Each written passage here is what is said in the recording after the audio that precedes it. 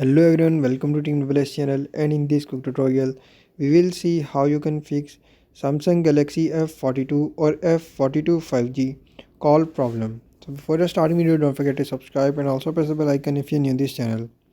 So to fix Samsung Galaxy F42 or F42 5G call problem, simply first of all just tap on settings and follow every single step as I'm showing you in this video. Hope so this will fix your problem.